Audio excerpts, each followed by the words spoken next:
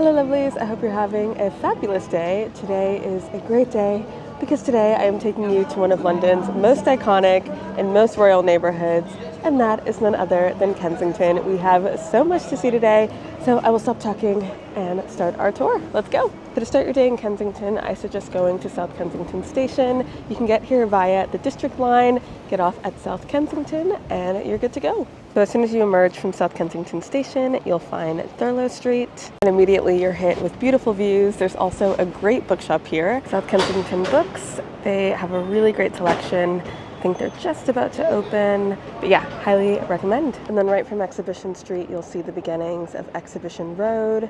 There's some great cafes here to start your day. It's the morning on a weekday, so not quite as busy, but usually you'll find tons of people here dining, having al fresco breakfast, lots of cafes. So I think I'm gonna stop by one of them, grab a little bite, and then continue on Exhibition Road.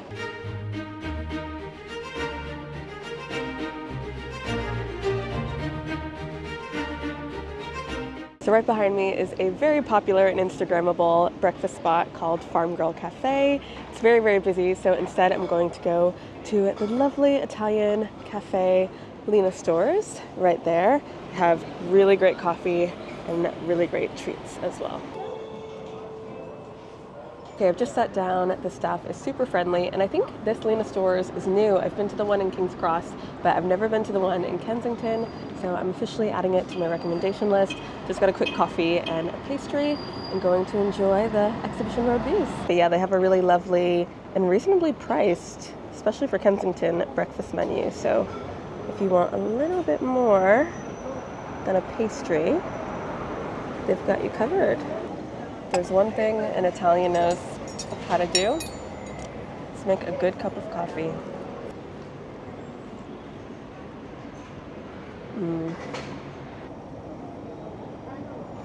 So that was Lena Stores, which was absolutely lovely.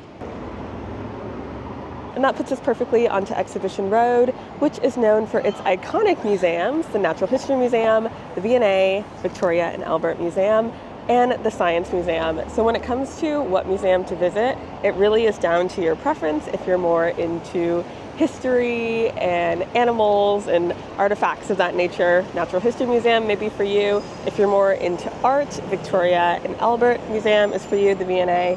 And obviously if you're more into science, the Science Museum is for you. Today I'm just gonna pop into the Natural History Museum, I think the V&A as well, and I will share some clips of the Science Museum for you to see. But yeah, take your pick. If you just feel like popping into each one, you can also do that. But if you really, really wanna like get the meat of the museum, the flesh, I don't know why I'm using all of these very carnivore-like words.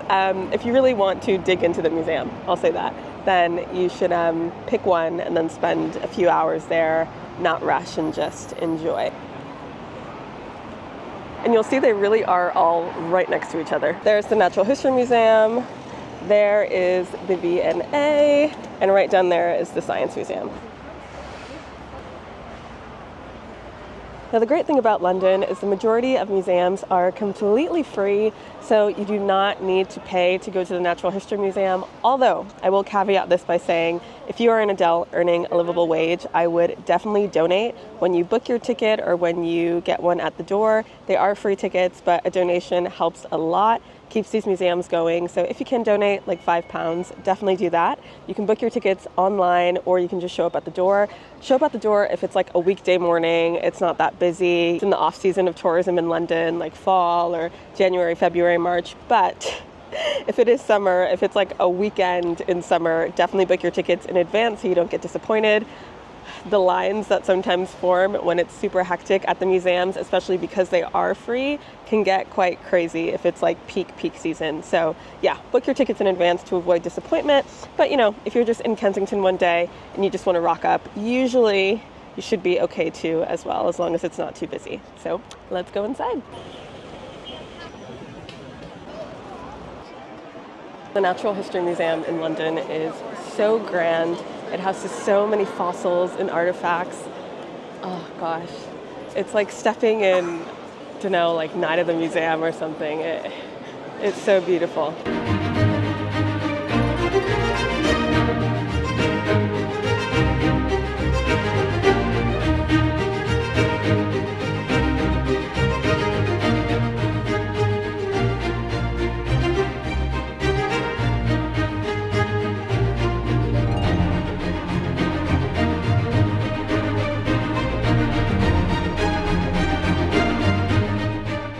Now, directly behind the Natural History Museum is the Science Museum.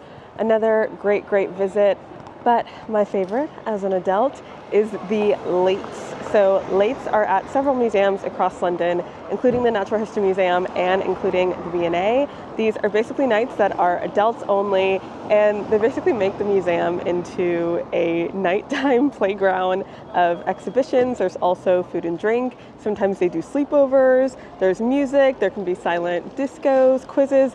It's such a fun time, so definitely go to a lates at the Science Museum if you can, or just pop in. They have tons of amazing exhibitions if you'd like to pay for that, or lots of free displays to see, all about science, all about new discoveries that we are making as humankind is evolving. So yeah, be sure to check out the Science Museum. With that said, now we are going to head to the V&A.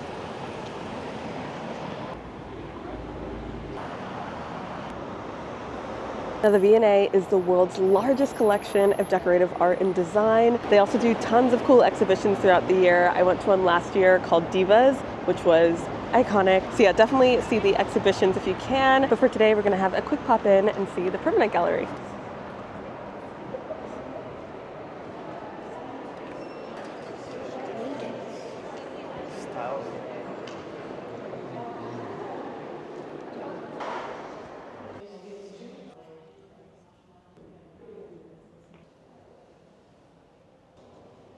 Just to give you a scope of how big it is. Floor -1, ground floor, floor 1, floor 2, and floor 3. It is humongous.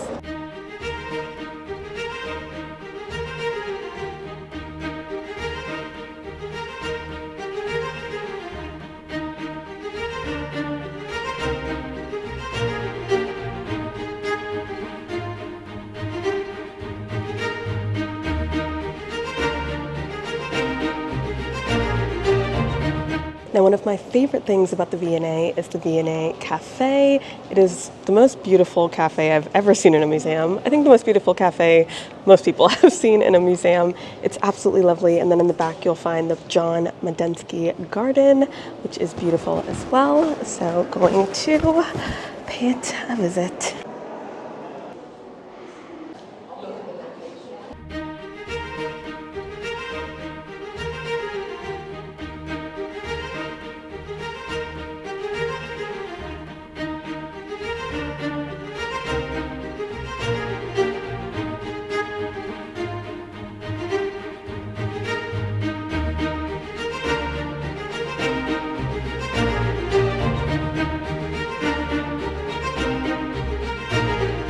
You can never get enough of the V&A. Another thing to note is there are so many pretty streets here. Specifically, I suggest visiting Quinault's Mews, which is beautiful, especially in autumn. Just be mindful that it's people's homes. Gloucester Road, which has an amazing afternoon tea called Fait Maison. And yeah, just walking around Kensington in general, there's so many gorgeous streets. So make sure to save time for a little bit of a walk around if you can.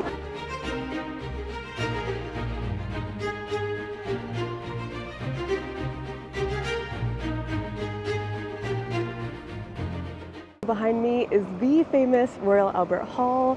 It is London's most iconic music venue. I mean, pretty much every famed musician you can think of has performed here at some point in their career. And they do lots of really cool shows as well. I've seen A Christmas Carol here. I've seen Home Alone, which was amazing. So yeah, if you get the chance to visit, Royal Albert Hall is amazing. And right behind it, you will find the Albert Memorial. So Queen Victoria, who loved her husband, Prince Albert, was obviously devastated when he died, and she really took it out on the city. She built the Royal Albert Memorial, which is 175 feet tall, or 53 meters. It is huge. She wore black for like a crazy amount of time, and yeah, this is just a memorial to him. What a remembrance. It also marks our entrance into Hyde Park and Kensington Gardens. So we are here, but as you can see, it is humongous. There is so much to do, so definitely cannot get through it all, but we're gonna go to some of the highlights.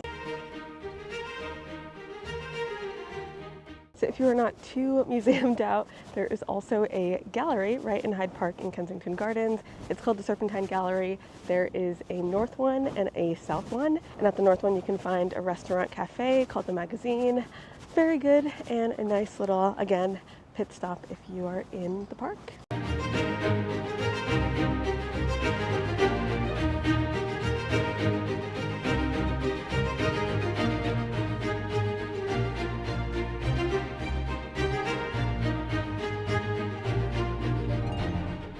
As you walk, you will soon approach the beautiful Italian gardens. The gardens were brought to life by Prince Albert himself, alongside designer James Penthorne.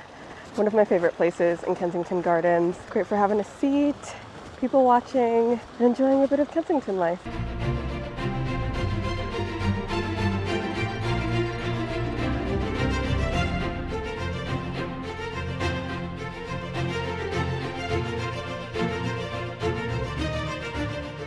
By the way, if you're enjoying this video, be sure to subscribe. Really helps the channel, really helps me make more videos just like this, and I really would appreciate your support.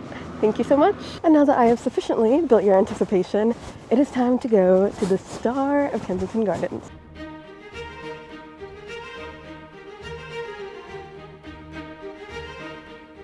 Now, Kensington Palace is most famously home to the Prince and Princess of Wales. Unfortunately, it is not free to visit. I will put all the ticket information, latest prices, all of it down in the description box below. But if you want something quick and free to do nearby, I highly suggest visiting the Princess Diana Memorial Garden, aka the Sunken Garden. It is right next to Kensington Palace. It's such a beautiful memorial to Princess Diana. Also just beautiful to walk through. It's like a little maze, and there's beautiful flowers and greenery. So yeah, definitely have a walk through. You can also do afternoon tea at the Orangery nearby. So yeah, it's a lovely place to take up the last few bits of Kensington life.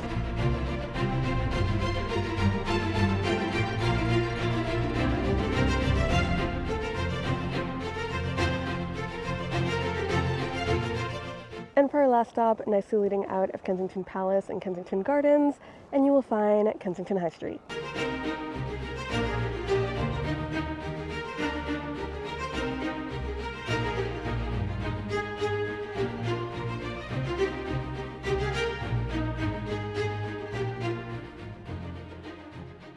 Alright, my lovelies, I'm going to leave you here. I hope you enjoyed this tour of Kensington. Let me know what you thought of the neighborhood. Let me know if you'll be taking some of the recommendations from this video, and I will see you next time. Happy Londoning. Bye!